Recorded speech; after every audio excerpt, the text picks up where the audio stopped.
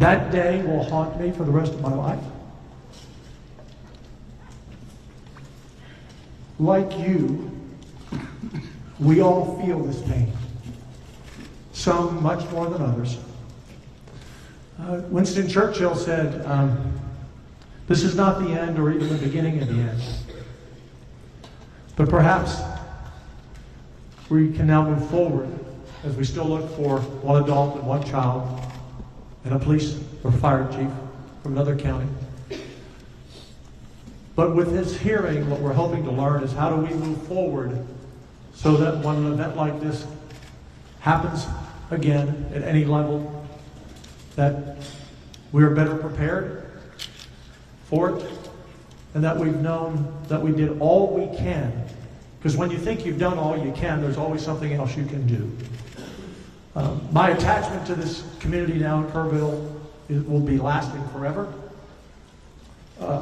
The love, the compassion, the teamwork, the volunteerism that showed up that first day and the second day and the third day and the fourth day was remarkable. From the people cooking food out back to the volunteers who came and searched in those first days for life, and then the recovery mode. Forever grateful. This community came together in a way that I've not seen before. And in the 10 years I've been Lieutenant Governor with Governor Abbott, we've had a lot of tragedies in the state. But this one hurts so much. So I want you to know that the Speaker and I, we've never done this before. To my knowledge, it's the first time in history a Speaker and a Lieutenant Governor have ever joined a committee going out somewhere, or even at the Capitol. We don't go to committee hearings. But we said we wanted to have a joint committee. We know it's big, means it goes longer, more questions, but we wanted you to know. And the reason we came here today, so you didn't have to come to us, because we wanted to hear from you, your leaders, and the citizens of this community and the surrounding counties. So understand, this is not the end. This is the beginning. We will pass bills dealing with the immediacy of things that we can address now, but we will be doing this in the next session and the session after that. We will not quit until we find those 3 lost souls, and we will not quit until you feel like we've done everything that we can do that you've asked us to do. So thank you for allowing us into your community. I thank the state of Texas, law enforcement, our EMS, our firefighters, the volunteers, the Navy SEALs, the military, you name them, who all came here because when Texas is in trouble, Texans stand up and support each other. So thank you. It's an honor to be here today. I wish it weren't so. I wish it were another occasion. But we're here because we want you to know that we're in the fight, and we're not going to quit until we get it right. Thank you. Dustin Burroughs, Speaker Dustin Burroughs. Thank you, Governor. First, let me thank the Lieutenant Governor. He mentioned he was here on the 4th. And he's been in and out of this community. And for agreeing to partner with the House. Like he said, this is unprecedented. The 2 chambers do not come together and have hearings, and we do not do them remotely. But the magnitude of the situation warranted it. And I believe this is hopefully a testament to what we intend to do together in a collaborative fashion for this community and to address these situations. Chairman Perry, Chairman King, and committee members, senators, House members, thank you for your hard work on this and the long day ahead and long days ahead in getting it done. A couple of things I would like to mention. To those who've been invited to testify, the local elected officials, people who have firsthand knowledge of what happened in the lead-up, your candor is appreciated. Your forthrightness will be appreciated. We cannot come up with solutions. We cannot try to improve things if we don't know everything that you can share with us. So I ask you, when you're asked questions and you're testifying to this committee, please understand, the more you share, the more you open up, the more you help us understand, because we were not here, the better we can do in crafting legislation to meet the need and meet the moment. But most importantly to the community, our commitment is to y'all. We're in special session. It is such important, solemn, sacred work that we will do.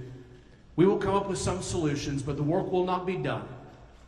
It is impossible for the state to craft legislation in this short time that fully meets everything. We will do our best. We will do some things, but our commitment is to continue beyond this session and these hearings into the next session and the session after that, and continue to improve and do better. With that, I thank you for being here and your participation. Thank you. Thank you, Mr. Speaker. Members, I'm going to call up the first panel. Each one of them has up to 10 minutes. If they don't need it, they can move to the next one. We're going to try to get through the panel, and then we'll have member questions. The chairs reserve the right to violate that rule a little bit. If it helps kind of moving it along, we will try to set the stage. But with that, I call Judge Rob Kelly of Kerr County, Sheriff Larry Letha of Kerr County, William B. Thomas of Kerr County. We've got 8 seats. Mayor Joe Herring, City of Kerrville. Dalton Rice, City of Kerrville. William Rector, Upper Guadalupe River Authority. Judge Shane Stolicek of Kendall County. There you go. Thank you, Mr. Vice Chair. And I still butchered, I'm sure. Judge Bella Rubio of Real County. Mr. Chairman, yes, sir. Before we get started, members, this system works different than the one we have in the Capitol. If you touch your mic and your green light comes on, your mic will be hot at that time. So if you would rather get my attention on the House side, get my attention and sit it on the Senate side, let us know, and we will write your name down in the order of asking questions. Thank you. And with that, we'll be taking notes as those member lights come on as we see them. If your light's been on, you might want to just kind of wave at us a little bit, but we'll alternate between members, so Senate and Rep or Rep and Senate based on the order they come up to keep it moving. I assume y'all sat down in the order I called you. If you didn't, then go ahead and state your name and your title. And you have about 10 minutes to tell us what you want us to know. It's not on, so. Chair, members, thank you for the opportunity to appear before you today. I am Rob Kelly, Kerr County Judge. Before I begin my formal remarks, let me speak plainly about where this county stands today. Like most Texans, we believe in localism, self-sufficiency, and volunteerism as much as possible. Even when tragedy strikes, I am proud of our emergency first responders and citizen volunteers who actively help the stranded and take the calls of those at risk. Since the flood, our office has received more than 100 public information requests, many from members of the press, and many others from attorneys, law firms, and investigative entities. These requests range from 911 call data to response protocols and emergency alerts. We've been busy. I understand that they are seeking answers on behalf of their clients, as they have every right to do, and we are cooperating with that. But I do want to be candid. I'm a local attorney and serve as a county judge with a very small staff. We've got one coordinator. I want the public to know that we are doing the best we can, and we will be transparent. We will get out all the facts and provide documentation about what the county did, how it coordinated with the sheriff's office, and what actions were taken during the disaster. We have nothing to hide, and we ask for patience as we work through this process responsibly and thoroughly. Also want to acknowledge the strength of our Kerr County community, those we lost, those who stepped forward to help, and many individuals and organizations across Texas and the nation who offered to support in our darkest hours. To the families of those that we've lost and recovered, and to the families still awaiting word on the missing loved ones. And on behalf of our entire community, I extend our deepest sympathies. Our hearts remain with you during this painful and difficult time. Our community is still breathing. That grief will remain for a long time. But we've begun the road to recovery. Today, we gather to ask what happened, what was done, and what must be done. Better when disasters this magnitude strike rural counties. We are not too proud to ask how to do it and how to do it better. As county judge, I serve as the head of the emergency management and preside over the county commissioner's court. Like many in our county, my family has built our life along the Guadalupe River. I offer with transparency and because they do not know how this county is or how the river behaves. So here's these details many have asked. Where were you? Why hasn't the county been better prepared? Why wasn't there an evacuation order?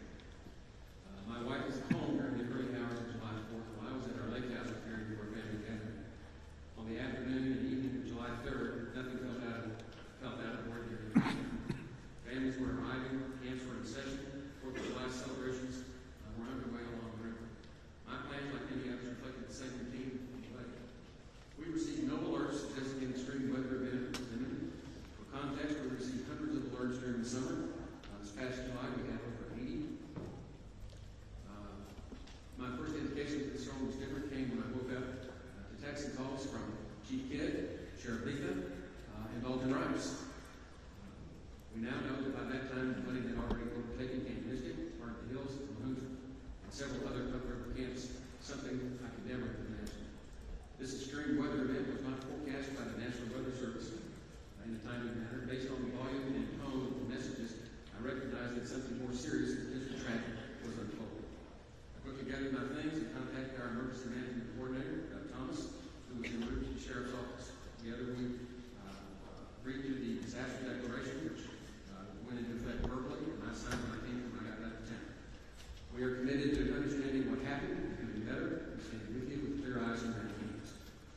Let me speak briefly about how Kerr County has come into our emergency preparedness. In fact, I'll skip over that part. We brought Doug Thomas in as our emergency management coordinator in 2015. That was our first step to try to be better prepared. And he has been ignited. I actually took my Citizens Emergency Response Team course from Doug. When the call comes, we respond. That is how our system works. Through coordination, shared responsibility, and a team approach among my office, the sheriff, and the emergency coordinators of the county. To better understand what happened, Kerr County commissioned an independent hydrology study from Waterway Engineering. It confirmed that this was a 1,000-year flood. I've attached a copy of that hydrology assessment to my remarks that are in the back, and very much worth studying. This was a storm unlike anything seen in our county before. It stalled over the South Fork watershed and Hunt and Low Range, far from the population centers and in the location with very few rain monitors or flood gauges. The storm dumped more than 12 inches of rain in under 6 hours. That is not a typical where our weather patterns, which tend to move in and out quickly. This storm sat, it did not pass through, it overwhelmed the watershed. River flows in Hunt exceeded 220,000 cubic feet per second. Water rose more than 20 feet per hour. And by the time flooding became visible downstream, upstream communities, including multiple youth camps, were already underwater. This study confirmed what we saw on the ground. This was not foreseeable using today's detection systems. It was not forecasted by the National Weather Service or TIA. It was not expected by our emergency response team. And it is exactly the kind of scenario that reveals the urgent need for stronger tools, better detection, and modernized infrastructure, especially in rural communities like ours. The first 9/11 call to Kerr County Dispatch came from the River Inn Resort at 2:53 a.m. I don't know how many of you know where the River Inn is. It's way out there. And in that call, they were not concerned. They had, this, the water was up on their little dam. They had a swimming hole. Judge, can I stop you 1 second? I was notified that the witness mics are not going through the feed. Is someone watching the feed? So Senate committee is working on it, so thank you.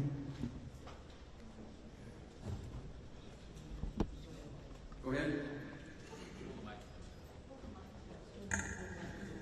Okay, better?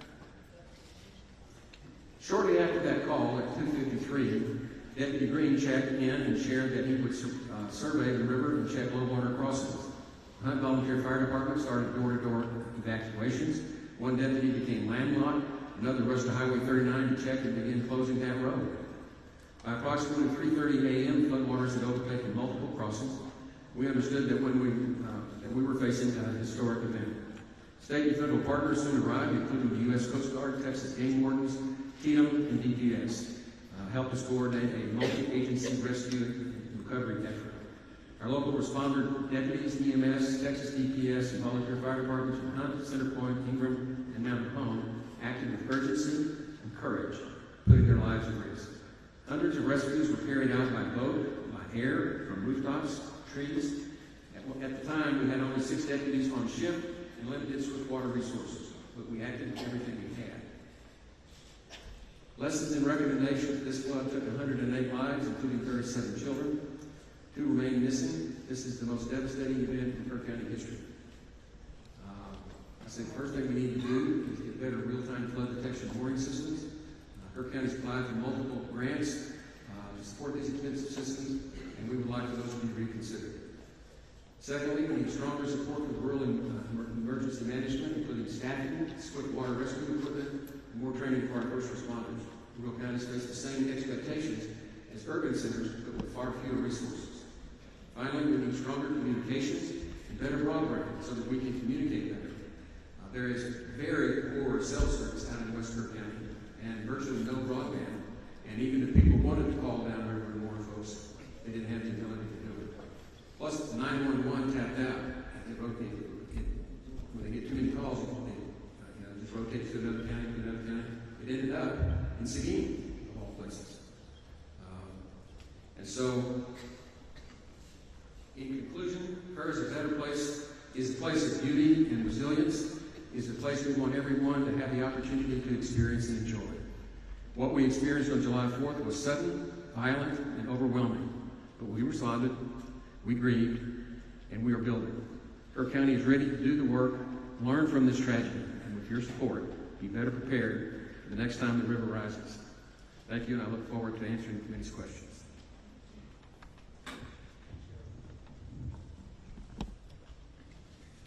Yes, my name is Larry Lee Letha, Kerr County Sheriff.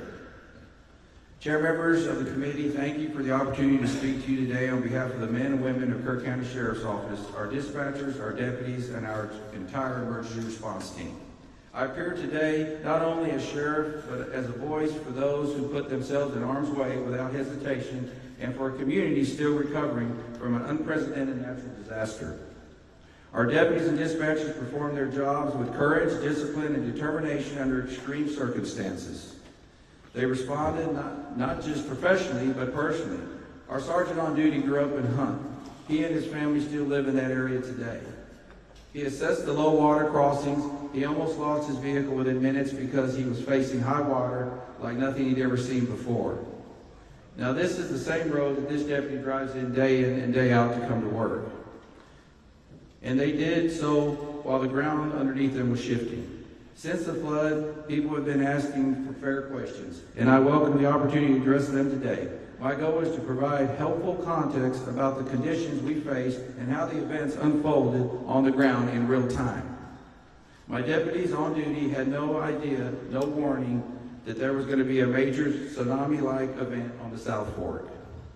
I went to bed that evening on July 3rd with zero worries. We had several weather reports that shared good news. We were finally going to get some rain. We had no idea to elevate the preparedness posture with the information we had at the time. That said, one dispatcher began receiving calls from a location upriver. The deputies on duty mobilized, as we always do, to address high-risk flood zones, starting along Highway 39 and heading further west toward Schumacher Crossing. What they encountered were roads already beginning to be overtaken by water in low-lying neighborhoods. They needed immediate evacuation.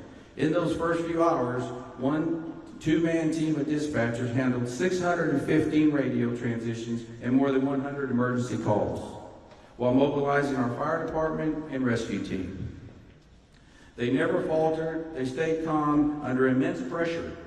One dispatcher remained on the line for 24 minutes with 2 young children whose cabin was filling up with water.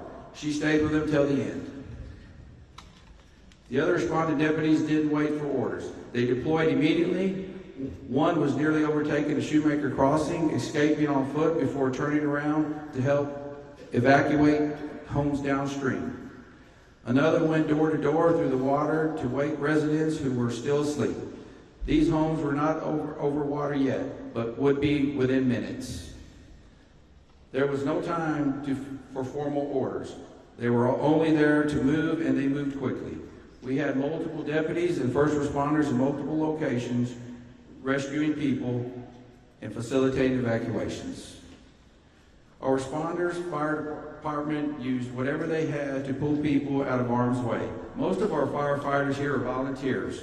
Few have specialized swiftwater equipment or the proper training. But they did not hesitate, not once. They did what they needed to do, relying on their instincts and what training they had. In Kerr County, our emergency response community operates as one team. Effective responses require coordination across the board. From the cities of Ingram and Kerrville to my office, to our dispatchers and volunteer fire departments. No single individual is solely responsible for issuing alerts, monitoring our water crossing, or managing every aspect of a large-scale emergency of this matter. We rely on established procedures, coordinate, establish command, and mobilize resources quickly. It only works when we work together. That's extremely what we did that morning to the best of our abilities. We established an initial incident command center within the first hour, correction. Additional support from the Texas Game Warden and Texas DPS began arriving soon thereafter. I mobilized our special operations team to assist with search and rescue and to begin collecting victims. The air rescue landing zone was located at Ingram Elementary School, and we established a family reunification center at the Ingram High School just blocks away. Our team continued to mobilize and initiate additional resources. We blocked the roads and dispatch managed incoming emergency calls. I was present for Chief Nim Kidd's testimony to this committee last week. He confirmed what we knew at the time about the forecasted weather conditions. We monitored the same National Weather Service reports, and the weather locally showed no indication for worry. We had no idea that a 30 to 35 foot wall of water was going to be coming down the Guadalupe River that morning. And it came with a force, speed, and devastation that no one has ever seen before in this county. Yet no one stood still, no one waited, we all responded as one. I take great pride in how my people responded and how we pulled together under the worst circumstances we've ever faced. This was not familiar of presidents in my view. It was a test of capacity under extreme, unpredictable conditions. As we look ahead, I want to offer a few observations and actions we are already taking at the Sheriff's Office. We are already acting to strengthen protocols regarding low water crossing assessments of our deputies on duty. But more must be done to improve the ability to predict these type of fast-moving weather events. In my view, no alert system would have changed the outcome or prevented the tragic loss of life that was upriver. By the time the true danger became clear, the monitoring our office was in full mode, rescuing residents and visitors. This is a tragic event, but it is also a reality, as we will be committed by learning from and doing everything possible to prevent this in the future. What matters is not blame, it's commitment. It's commitment to improve. As you requested, I want to share my views on areas of improvement. First, we know there is room for better understanding and monitoring upstream rainfall. We depend on agencies like USGS and NOAA, and while their data continues to improve, this event showed how quickly conditions can evolve beyond the bounds and modeling. Second, interoperability matters. Our communication system performed well, and that is part because of the investment we've made, some through grants, some through community-raised funds, to ensure our responders are connected. But we still have more to do, especially when it comes to coordinating and communicating with mutual aid agencies in the county or in our region. You have my commitment that we will improve these systems. Third, we're already taking steps to assess how we can further enhance our countywide alert system to reach more people through automated alerts, such as how the integrated the IPAWS alert system. We want to remove any potential for delay. That's within our control, and that's what we're working on.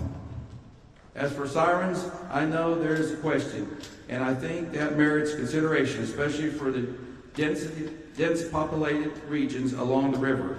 This is a decision the entire county must evaluate. But in this specific case, particularly the Hunt area, I don't know if sirens would have changed the outcome. The water came too fast, and that leads to me the importance of educating our seasonal visitors and the youth camp operators about the importance of flash flood monitoring and knowing their evacuation plans. In many, if not most cases along the river, people need to head to high ground, not on the roads. We have too many low-lying roadways and river crossings throughout the Guadalupe Basin, especially in the South Fork, to support road-based evacuations.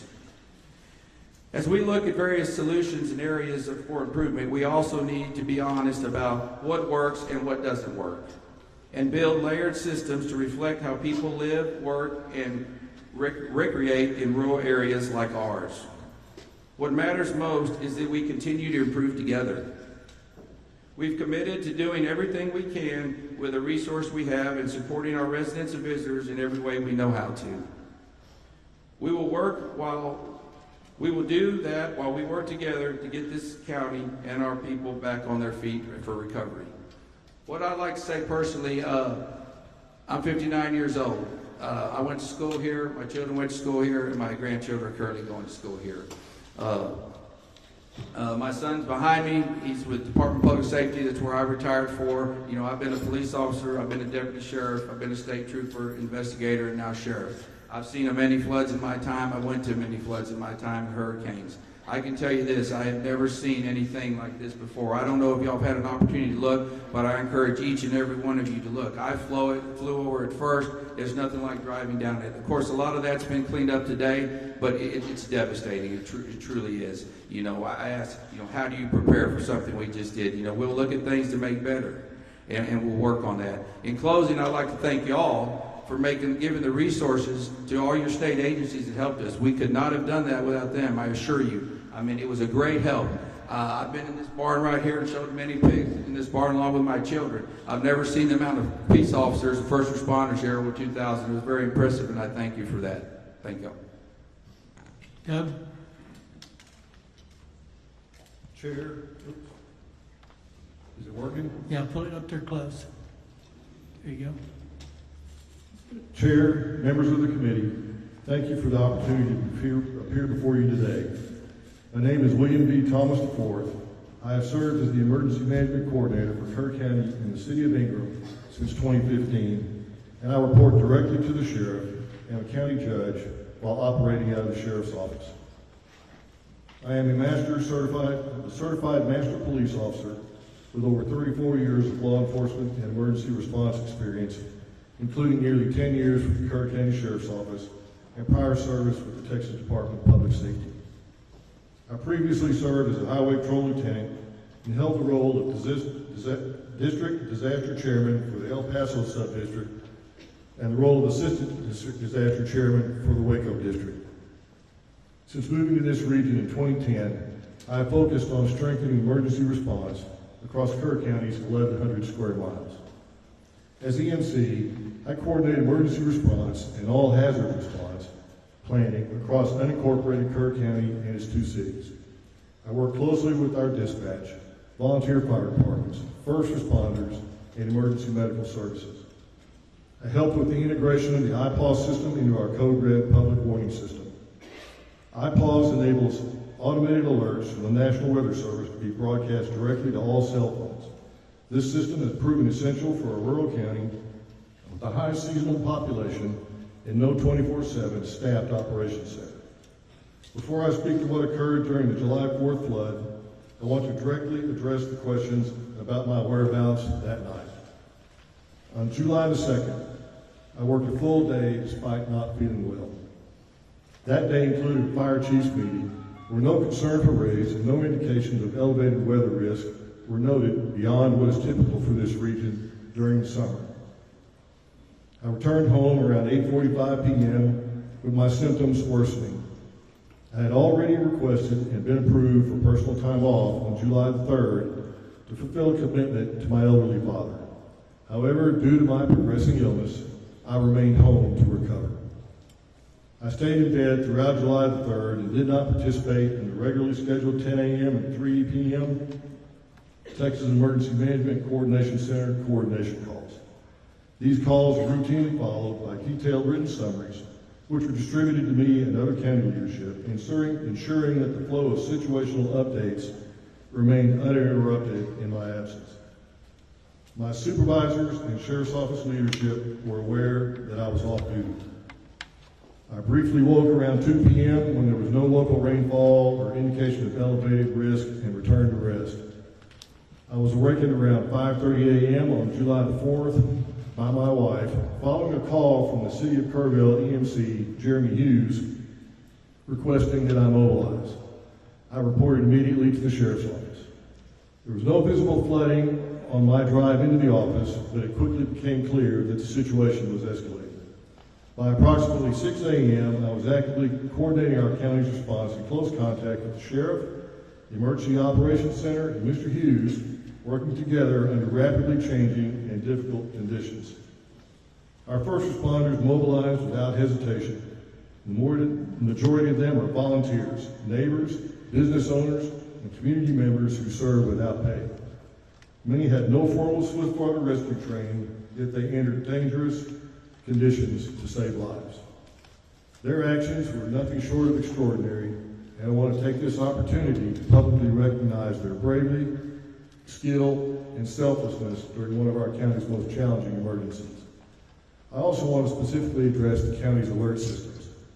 The first line of notifications we rely on is the National Weather Service's ability to send geo-targeted alerts through NOAA, television, and regular radio frequencies. The complementary WEA message system, which is also activated by the National Weather Service, alerts all wireless devices in that targeted area regardless of subscription. The county took the additional step to implement the Code Red notification system, which is an opt-in subscription-based program that can be used to augment the National Weather Service for those residents opting to receive additional notifications and alerts. However, Code Red provides for limited coverage. That's why in 2020, I worked to integrate iPause into our Code Red systems as an additional tool for the EMC to manually provide further information or different alerts as warranted. During this event, the National Weather Service issued multiple flash flood warnings through iPause, which triggered those automatic alerts. As EMC, I also have the authority to issue iPause alerts manually, and I have done so in other incidents, including one the day before the July 23rd hearing for first responders in the riverbeds. However, during this incident, I did not issue an additional iPause alert because the National Weather Service had already triggered more than a dozen alerts, which all provided a similar forecast. Be aware of the potential for isolated flash flooding. Anticipate rain in the range of between 1 and 3 inches, possibly as much as 7 inches. You may ask, what does a flash flood warning by the National Weather Service prompt me as the Emergency Management Coordinator to do? In our county, we take a coordinated approach to severe weather. Each summer, we receive hundreds of alerts and warnings from the National Weather Service. Our standard protocol begins with assessing low water crossings, which serve as key indicators of rising water levels and flood risk. Those crossings are also critical routes for emergency response, making them a top priority when flash flooding occurs. The National Weather Service forecast for Kerr County did not change until after 4:03 a.m. It is also important to understand those alerts went directly to the phones of residents and visitors alike. If your phone was on and had not disabled government's alerts, you would have received them.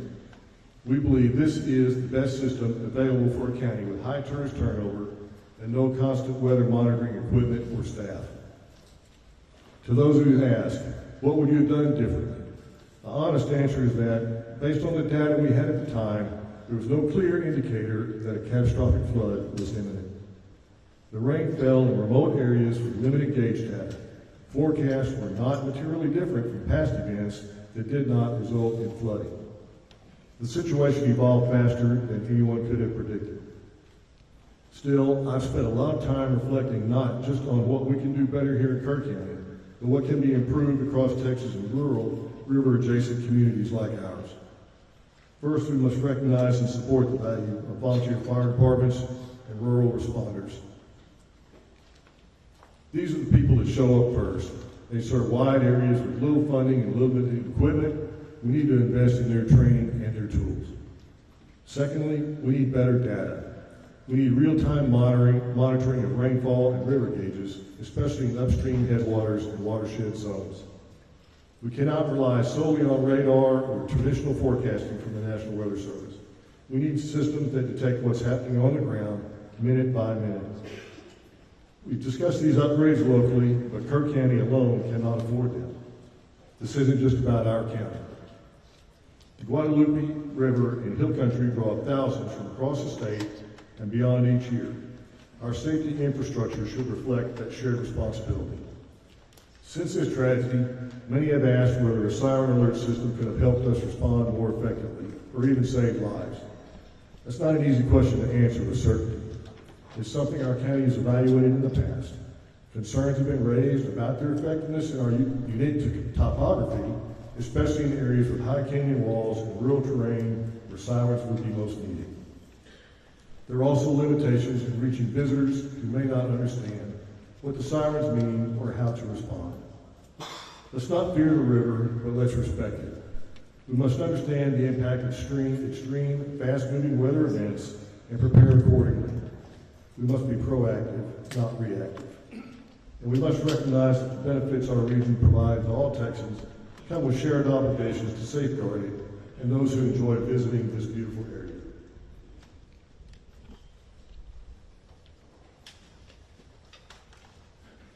This is a tragedy not just for Kerr County, but for all of the communities downriver, and it must be seen as part of a larger trend with a statewide response. Inland flooding is increasing in both frequency and intensity. Our policies, funding models, and planning tools must evolve to meet this reality. I want to thank the committee for its attention to this issue. I look forward to working together on ways we can improve rural response capacity, increase predictive analytics, and bring equity and emergency resources for rural Texas. Thank you. I welcome your questions. Mayor?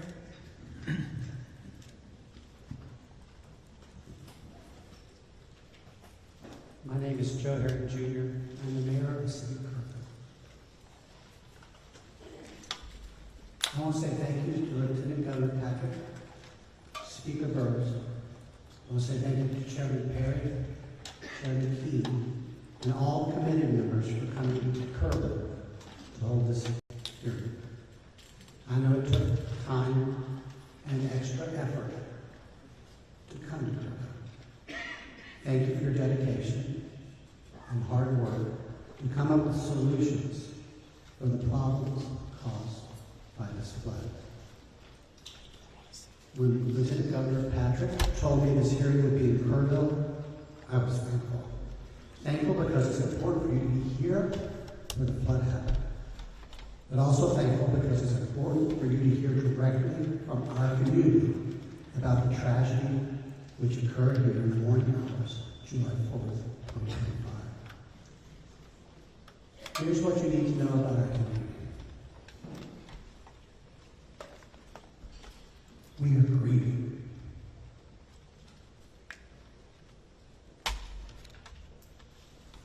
We are shaken. But we are not broken. Dr. Rice, the city manager of the city of Kerr, will share several important things with you in just a moment. He will share the timeline of the city's response to this disaster. He will share some of the actions we took which helped save lives. And he will share some of the lessons we've learned since July 4th, things we can do better to improve our city's response when the Guadalupe River floods again. And it will again. My main purpose today is to join Lieutenant Governor Patrick in calling for a flood warning system to be designed and installed in Kerr County before next summer. Whether it's a series of warning sirens or an automated, data-driven alerting system, or even a hybrid of both. We need solutions in place that protect the public and save lives. Frankly, we will need your help to achieve this goal. Here's one thing I learned from this tragedy. When Kerrville and Kerr County asked for help, help came.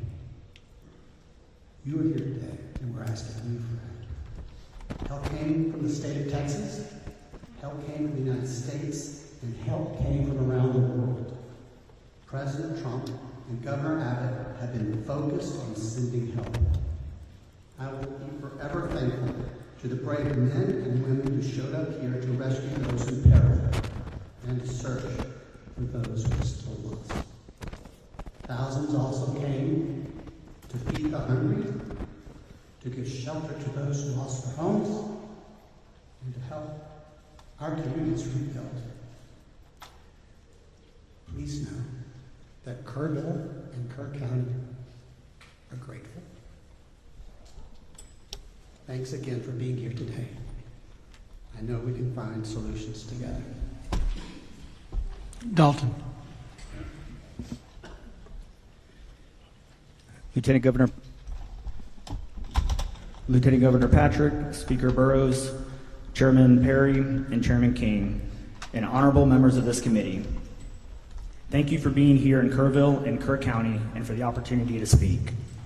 I've had the privilege to serve in the military as a firefighter paramedic, in healthcare, and now in public administration. Sadly, I've seen the toll of both natural and man-made disasters far too often. What we experienced here over the July 4th weekend will stay with our community forever. But so will the strength, heart, and resilience shown by our people. Let me begin with a brief overview of Kerrville and our emergency planning efforts. Kerrville is a full-service city of about 25,000 people located in the heart of the Texas Hill Country in East Kerr County. Emergency management is a shared responsibility embedded in our culture from city council to our frontline responders. We maintain an updated hazard mitigation plan, develop emergency action plans for large and small events, and routinely partner with the county, National EMR, TxDOT, and others. Just last year, we used the total solar eclipse as a full-scale disaster exercise. That preparation made a difference. We've also adopted strict floodplain regulations aligned with FEMA standards and recently implemented a 6-year building code update cycle to meet post-disaster resilience requirements. Those proactive measures minimize structural damage during the floods. I've included in your packet our floodplain and floodway development regulation summary, charts reflecting buildings in the floodway, the 100-year and 500-year chance for flood hazard zones, and a breakdown of how we allocated 98% ARPA funds to public safety. On July 3rd, weather forecasts indicated scattered storms with possible isolated flooding. What followed was one of the most intense, short-duration rain events in our history, western Kerr County receiving most of the rain. The flash flood overwhelmed watersheds to the west. I've included in your packet a matrix of weather events since January and a map of the 16 watersheds that impact Kerr County. Our new public safety facility is currently being built. Despite not having a completed emergency operations center, our teams were coordinated and responded rapidly. Teams began evacuations in known low-lying areas. We relocated operations to a larger joint EOC by 6 p.m. on July 4th, and within 24 hours had a unified command established with the county, TDM, National EMR, and many local, state, and federal partners. Kerrville operates the local Public Safety Answering Point, or PSAP, and received 35 calls from 0300 to 0400, 218 calls from 0400 to 0500, and 230 calls from 0500 to 0600. I've included a chart showing the call volume, and I apologize for the small print and quality. Our emergency management approach works. As you can see in the July 3rd and 4th timelines in your packets, at 2:42, patrol officers were proactively checking known low water crossings throughout the city with none reported. At 4:06 a.m., they began checking the park with no rise to the river. At 4:14 a.m., dispatch began getting overwhelmed with 911 calls, at which our teams began requesting additional resources and personnel and further assessing the situation before notifying leadership in accordance with our policy. At 4:54 a.m., the supervisor drove west to Bear Creek Crossing for an additional assessment, which you'll see in the timeline. Despite overwhelming conditions, our team saved countless lives, managed logistics under extreme duress, and maintained continuity of city operations. But I stand before you today fully acknowledging that we must also examine where we can do better. Our preparedness paid off. Structures built to our standards were elevated, engineered, and code compliant, and sustained minimal damage. But this event also showed us gaps. Additional insights will be documented in our after-action review and our corrective action plans. Aligning with the objectives of this hearing, we respectfully ask the committee to explore the following areas that affect both immediate and long-term public safety and local government operations, and look forward to working with each of you in the coming days and weeks for a viable path forward.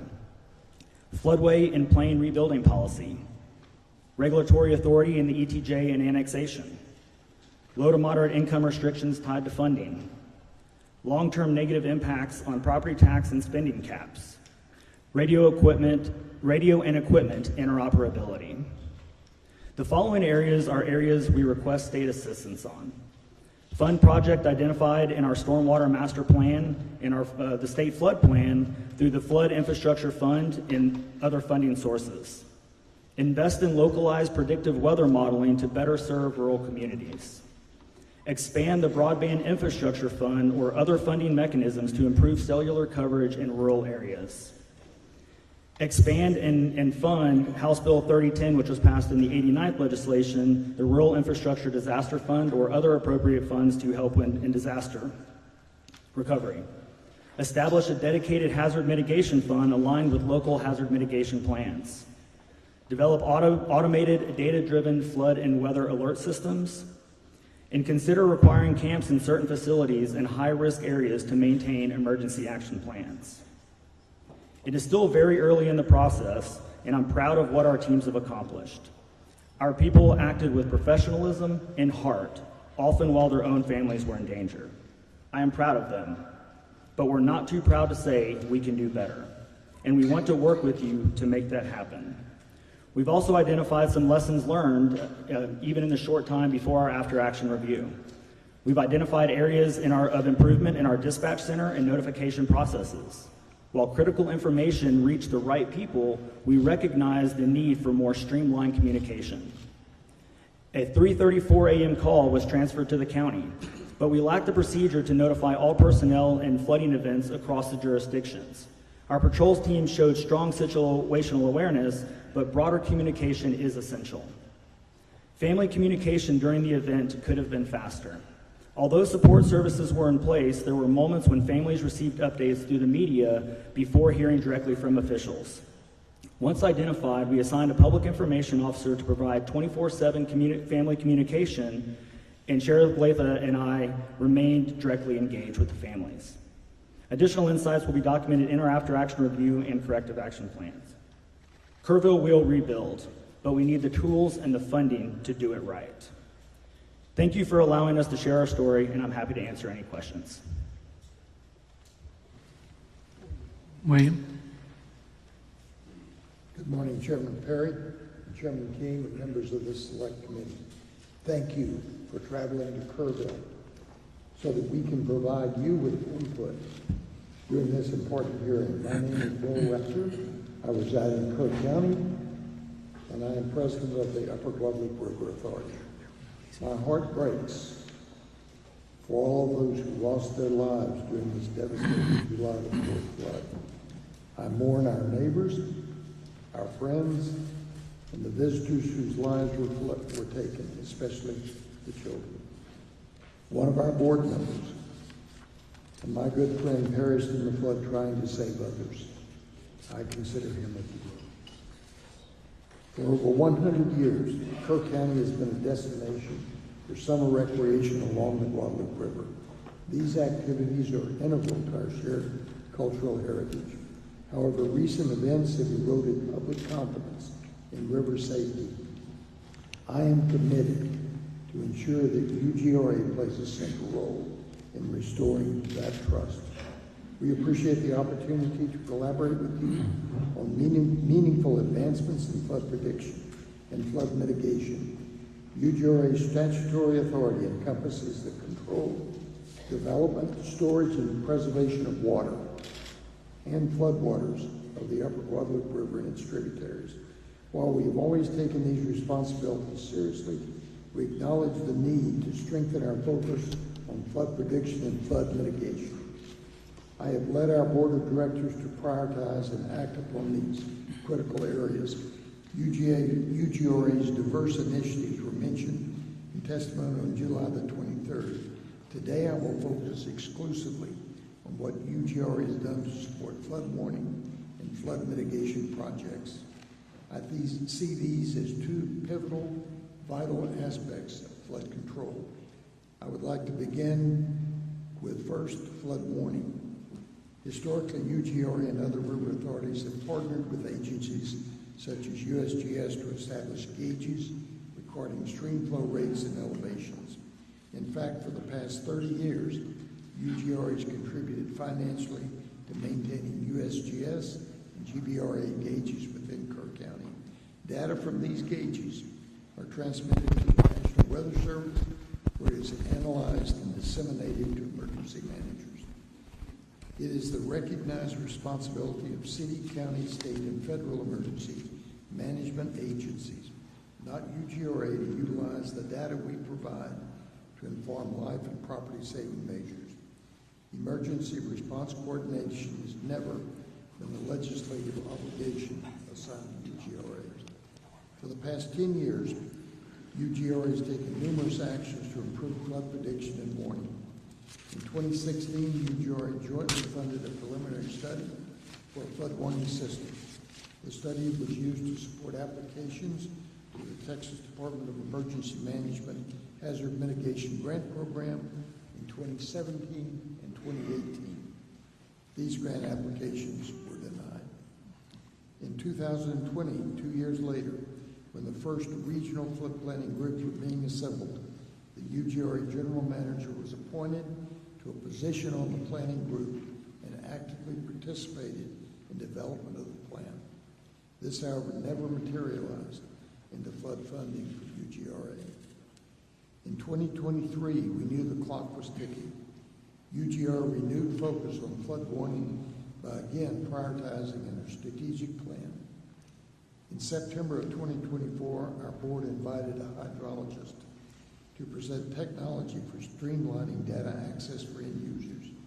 Based on this presentation, we resolved further to develop a software solution to improve flood prediction and procuring additional rain and stream gauges to enhance local awareness during flood events. This concept was presented at the November 2024 board meeting, and the consensus was to proceed.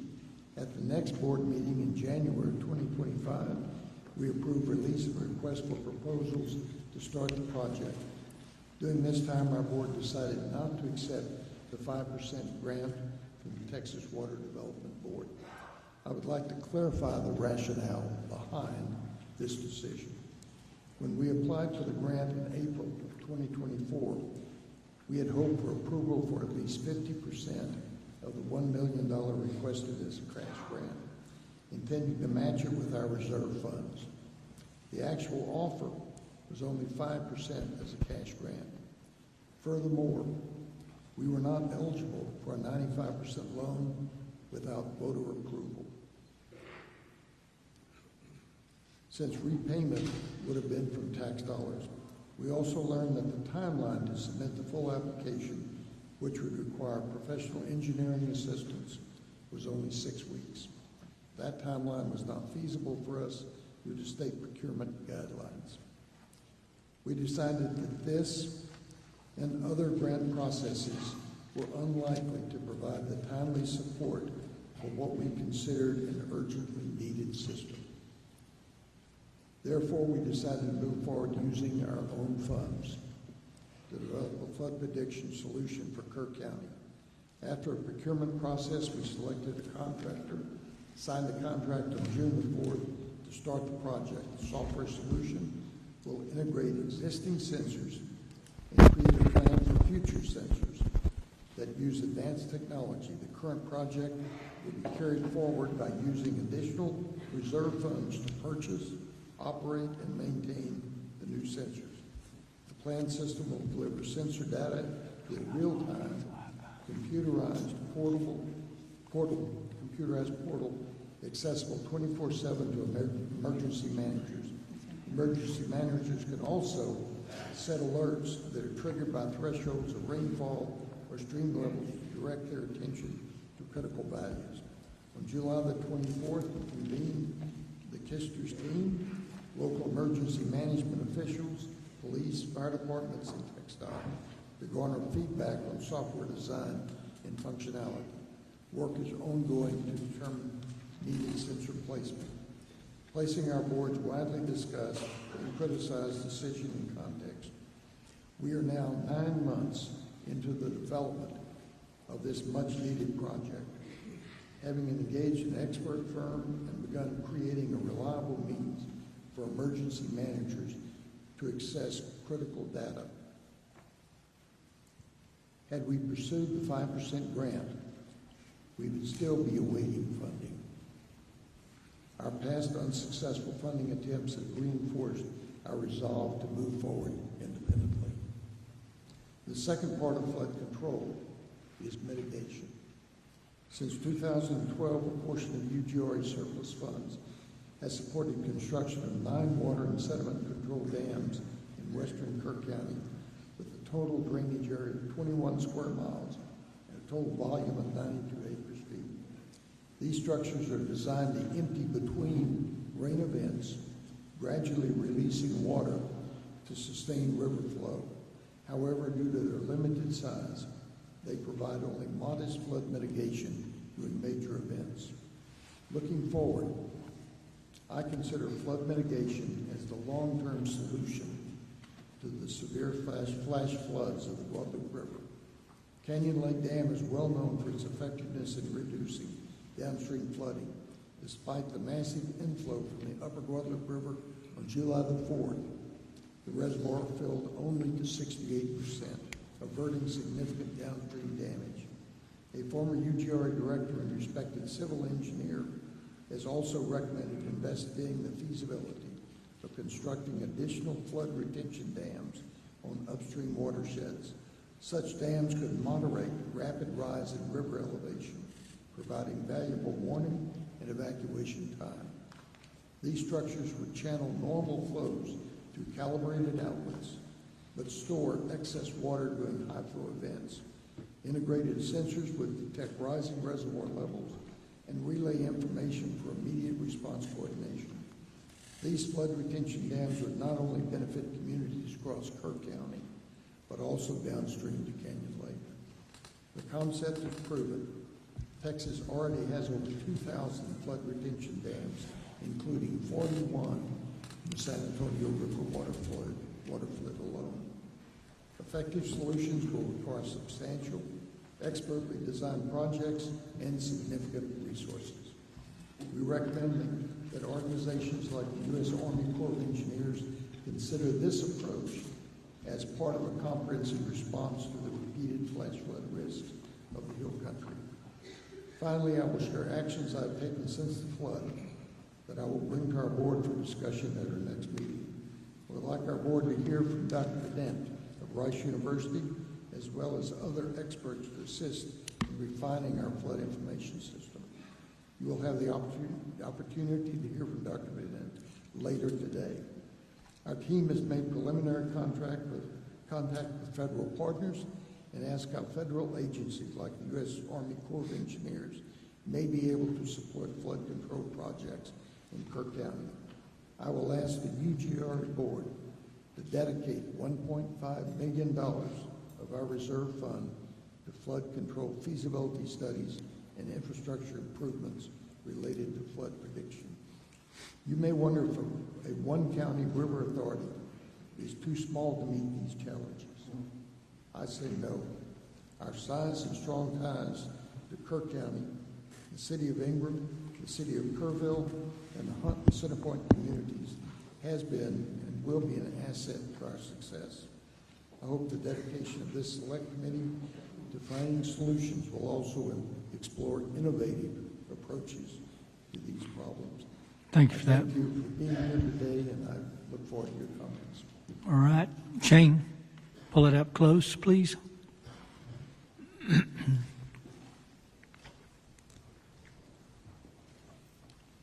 Good morning, Lieutenant Governor Patrick, Chair, members of this committee.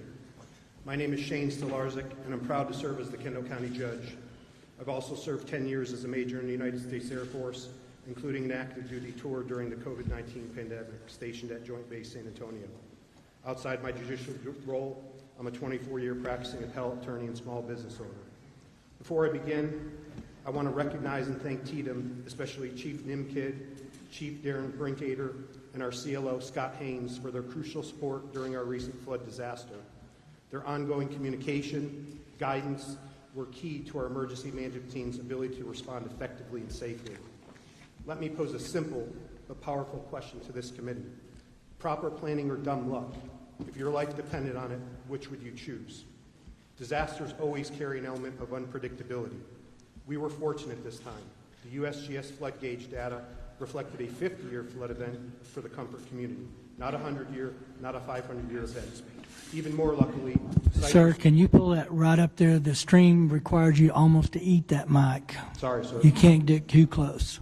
How's that Right. better? There, Okay. Even more luckily, Cypress Creek and Comfort did not flood. But make no mistake, it was proper planning, not luck, that formed the backbone of our response. Our philosophy in Kendall County is simple: prepare for the worst every time. That philosophy guided the creation and implementation of our Emergency Action Plan, our EAP.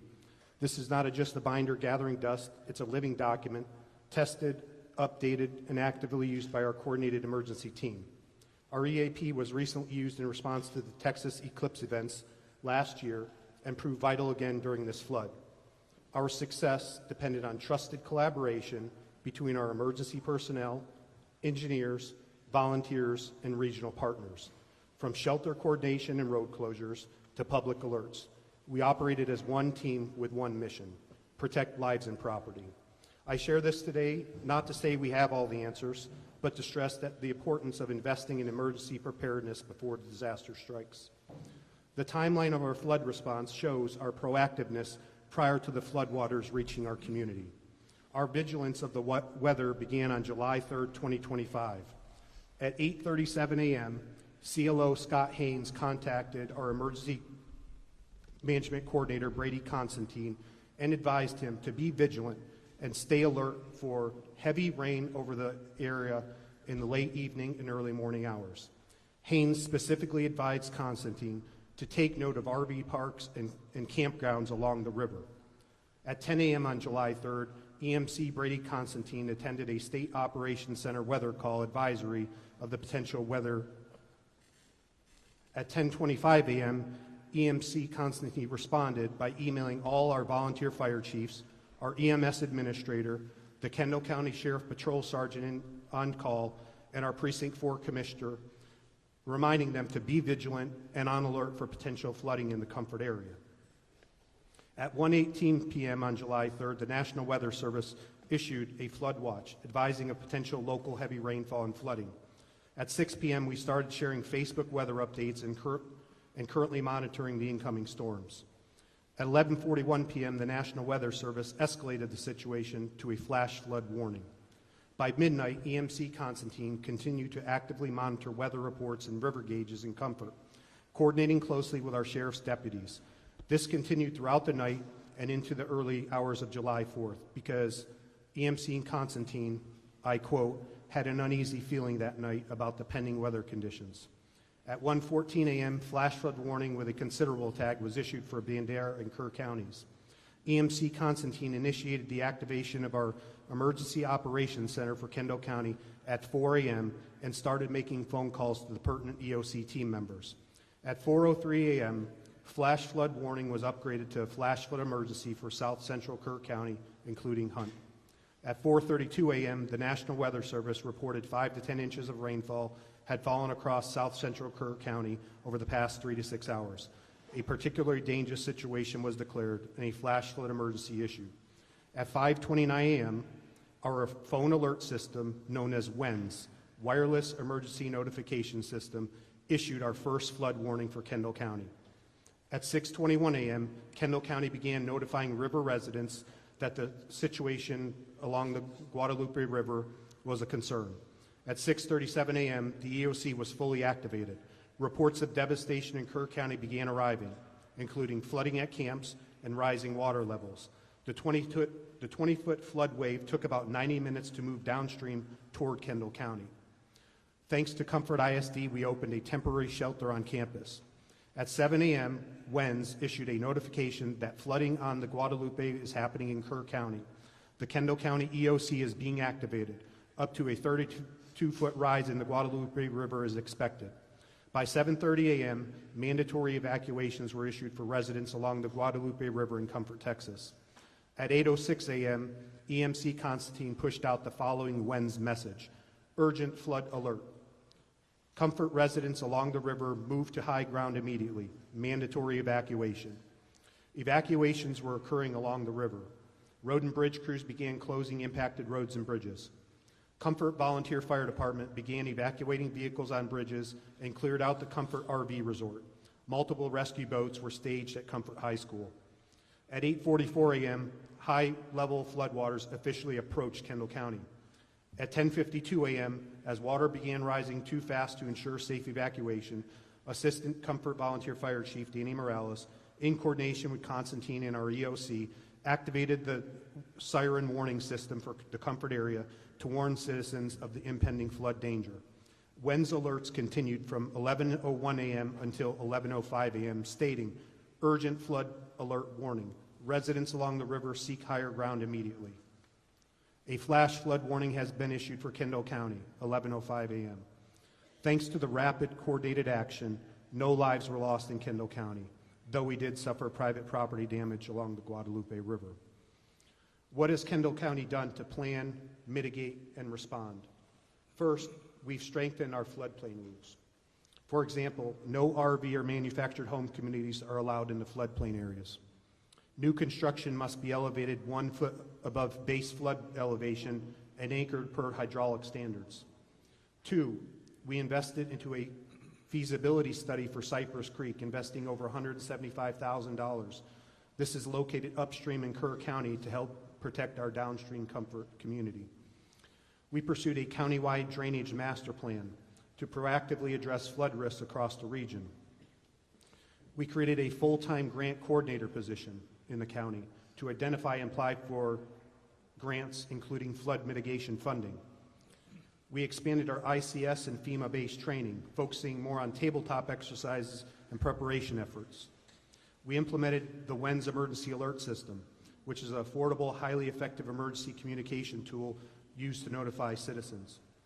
We allocated $1.5 million in ARPA funds for culvert improvements throughout the city of Bernie. We also partnered with the soil and water conservation districts in our community to improve flood control structures in the county. And lastly, we passed a bond proposition for $20 million. This bond is known as Prop A. It's to purchase conservation easements and green space, protecting waterways and limiting certain harmful types of development in those areas. Recommendations to improve the state and local response capabilities. Let me first emphasize, TDM performed admirably from Kendall County's perspective. Our CLO, Scott Haynes, was embedded within our EOC from day one. His leadership maintained consistent contact and support with us. We are deeply grateful. That said, here are a few recommendations based on our experience. Improve access to the IPAWS system, the Integrated Public Alert and Warning System. It's currently too limited in access and not user-friendly. WENS and IPAWS can work together, but local officials need better access to both tools. Develop a river-wide emergency alert system, one that tracks the entire Guadalupe River and its tributaries, offering early downstream warnings across jurisdictions. 3, simplify the grant application process for small counties. Avoid requiring costly engineering studies just to apply. These costs deter small counties from even seeking funding. 4, create a COG-wide emergency operations plan to streamline regional coordination and improve response across the Council of Government areas. In closing, our experience in Kendall County is a testament to what preparation, communication, and teamwork can achieve. We didn't have it perfect, but we had a plan, practiced it, and executed it with urgency and coordination. I urge the committee to continue investing in local preparedness, strengthen interagency tools, and ensure small counties have equitable access to resources. Thank you for your time and commitment to protecting Texans. Thank you. Judge Rubio, get the mic up real close, please. There you go. Sir. Good morning. Good morning, chairs and members of the committee. My name is Bella A. Rubio, and I'm the county judge of Rubio County, which is a contiguous county to Kerr County, with a population of approximately 3,000 people.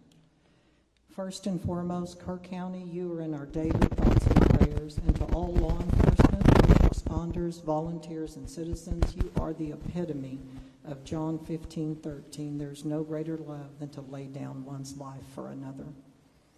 Today I come before you regarding discussions, decisions that will be focusing on matters that directly impact the safety and well-being of all our counties and communities throughout Texas, and the need for dependable alert systems.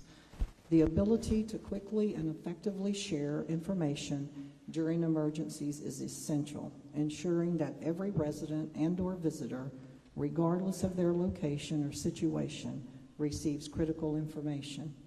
As a native pioneer family and a 40-year county employee, I have witnessed firsthand Rubio County transform from a ranching hunting community into a tourism-based, popular second homeowner site, as well as a subdivision developer attraction, with the majority of the growth occurring along the banks of the Frio and Nueces River. We also have 3 Christian camps located on both rivers that at full capacity on any given weekday throughout the summer service approximately 3,000 campers, camp counselors. Growing up a quarter of a mile from the Frio River and currently residing on the Frio River for the past 42 years, I have experienced river creek rises in all different sizes, some that have come just like a thief in the night. Witnessed helicopter rescue, people from rooftops and trees, and had my late husband participate in high water rescues throughout his 37-year employment with TxDOT. As part of Rubio County Courthouse budget preparation in my previous position as county clerk, I have seen the struggle and challenge to fund additional resources to provide and/or implement higher safety levels throughout the local law enforcement budget, road and bridge budget, extra funding for local volunteer fire departments and volunteer EMS, and especially the radio inoperability. While Rubio County was not catastrophically impacted by the July 4th and July 11th floods as our neighbor Kerr County was, we are still faced with the challenge of alerting the lodging industry, homeowners, and Christian camps at full capacity located along the Frio and Nueces rivers, especially during our peak visitor season. Rubio County is 700 square miles, experiencing 2 major floods within a 10-day period, stretched our resources thin, which consist of our sheriff, 6 full-time deputies, 2 volunteer fire departments with 10 or less personnel each, county road and bridge department consisting of 7 employees to cover approximately 75 low water crossings located on creeks and portions of the Frio and Nueces on various county roads, and a local TxDOT maintenance section with 11 employees to secure approximately 150 TxDOT crossings, culverts, and low spots on state roads prone to flooding as well. While our sheriff currently utilizes an app system that local residents and/or visitors can utilize to receive notifications, the system does not work in all the areas of the county due to minimal and/or zero cell phone service, nor during power outages, which occur frequently during severe weather. While all the entities do their best to collaborate in quarterly meetings and work collectively, it is extremely challenging to assure the safety and welfare of all visitors and residents during natural disasters. As the torrential rains fell in the early morning hours of July 11th, Real County Sheriff deputies began stationing themselves, as well as our Road and Bridge Department, at as many crossings as possible, beginning at 2 a.m., hoping to deter traffic attempting to drive through crossings where flooding was commencing. Effective implementation of alert systems in our rural and underserved areas present unique challenges such as limited access to broadband internet and mobile networks, along with financial constraints and lack of awareness, which can and does hinder the dissemination of critical information to those most at risk. Having an effective alert system, whether through mobile apps, sirens, monitors, or all of the above, can effectively save lives, as timely alerts can provide that vital information such as evacuation routes, shelter locations, and safety protocols, enabling individuals to take immediate action and potentially save lives. Minimum damage, as it can allow individuals and business to take steps to mitigate potential damage to property and infrastructure. Enhance emergency responses. Real-time alerts and instructions allow first responders to quickly access situations, allocate resources, and coordinate their efforts more effectively, improving response times and efficiency.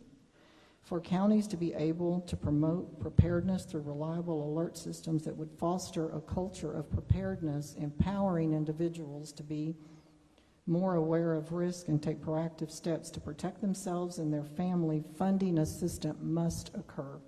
Counties should not be faced with the funding of alert systems through local property taxes, which is basically our only source of income, which have been capped throughout the years and or reduced through property tax relief. While there may be possible grants geared towards purchase of alert systems, there are none that I am aware of for the maintenance and operation of these systems, much less the replacement when destroyed either by natural disasters or types of accidents and or vandalism.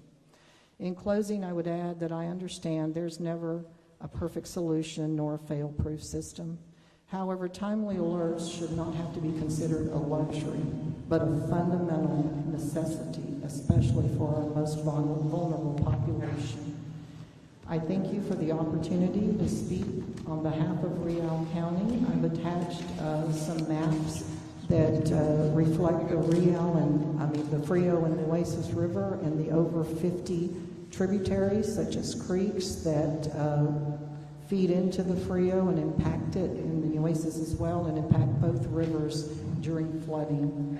I know that we as Texans are stronger together. Thank you. Thank you, Judge. Members, as a reminder before we start questioning, if you have a question, just raise your hand so we can write you down. I got you. And to our panel, since there's 8 of you, some of you may be better prepared to answer a question. Just for record keeping and for those watching on the live feed, please state your name and who you represent before speaking into the mic, and pull the mic up as close as you can as well. Chair recognizes Representative Lauterbach. Thank the panel for their service. Sheriff Letha, could you take a minute and give us a timeline on the events of that morning? Absolutely. Thank you, Representative. Yes, there's been a lot of question about time, especially from the media. I'd like to go over, this is the Kerr County Sheriff's Office, okay, what we did during this time. And what I'm going to focus on is from 1:14 a.m. to 5:01. That's kind of the primary time. Now, please understand, I call this a snapshot of what we did. What we've done in about 28 days usually would take about 6 months. And we have a lot of data to look into, recordings, radio transactions, but we've done the best we can to get what we can for today for y'all. So what I'm going to start with is what I call the dispatch workload between 1:14 and 3:30 a.m. It's 2 hours and 16 minutes. Our communications center had 7 phone calls received and processed 22 radio transmissions. Then we moved forward to 3:31 a.m. to 4:22 a.m. in that next 51-minute period. They had 50 phone calls for service and rescue, 114 processed radio transmissions. They were very busy at that time. You have to remember there was a team of 2 in there. Okay. In that time, starting at 1:14 a.m., NWS issues flash flood warning to Kerr County, released on code red. 1 to 2 inches of rain has fallen, anticipating 1 to 2 inches per hour, an additional 2 to 3 inches possible. 2:08, caller calls in inquiring about road conditions and if they're clear. 2:53, 911 call from River End. Water coming over the river break. Advise the visitors of flooding, no evacuation. So that's not normal for us. Okay, a lot of times when rain comes, it goes up. That's normal for our area. 3:27 a.m. Mountain Home Volunteer Fire Department reports Shoemaker Crossing is not passable. That's a little bit more of an alert, but not abnormal. Okay, we move to 3:30 a.m. It's different. Dispatch receives a call from a family on a roof requesting air evacuation. Now that's what I consider it's all hands on deck starting at 3:30 a.m. 3:35, dispatch shows out Hunt Volunteer Fire Department to swift water rescue. 3:39, Mountain Home Volunteer Fire Department asks KTSO to tone out Ingram Volunteer Fire Department for evacuation at River RV Park. 3:41, KCSO Deputy Green confirms Shoemaker Crossing is not passable. 3:43 a.m., KCSO tones out Kerr County Special Ops for swift water rescue. 3:46, dispatch receives calls with a caller, 2 young children with water overtaking the home, which that was a 24-minute phone call. Our dispatcher did a great job during that phone call. Not only was she on the phone at the time with those 2 children, she was on the phone, had them on speakerphone, on an additional phone, also doing radio transmission and typing. I said she did an amazing job. 3:50 a.m., calls from Casa Bonita advising community is flooding. Dispatch advises seeker higher ground. 3:52, Ingram Volunteer Fire Department goes into service.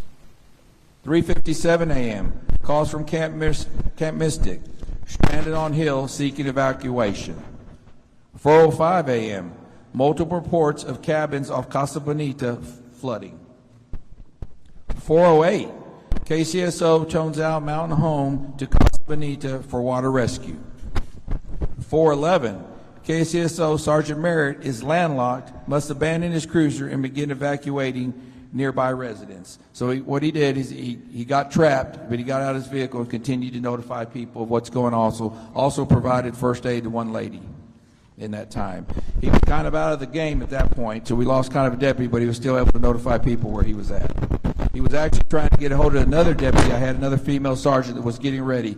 That female sergeant lost her vehicle, her department, her office Tahoe, and she was underwater and could barely breathe for 45 minutes.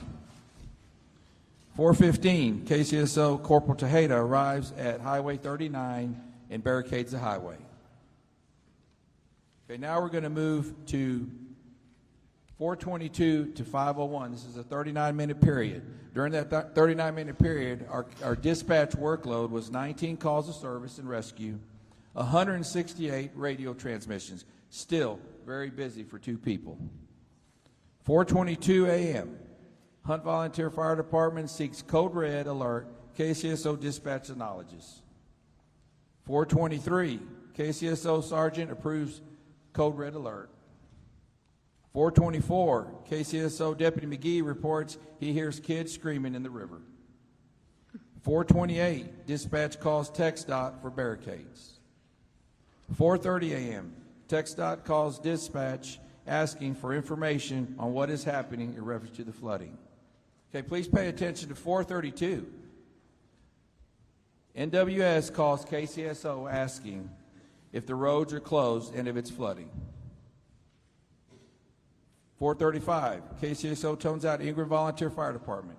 Children trapped in water below Howdy's Park. 4:38, Deputy Green dispatched to Roland Lane to assist with children trapped in the water. 4:42, KCSO Corporal Tejeda advises people are on the roof in Hunt. Dispatchers advising callers to seek higher ground. 4:34, KCSO Corporal Tejeda seeks helicopters evacuation for Hunt. 4:46 a.m., ETA for Swiftwater rescue boat. He's told 10 minutes. Deputy Green says these kids don't have 10 minutes. 4:47 a.m., KCSO dispatch receives calls. Camp La Junta building collapses, seeking water rescue. 5:01, KCSO issues code red alert. From there on, we just continue to be busy, but that's kind of the bulk of the events between that time. Thank you.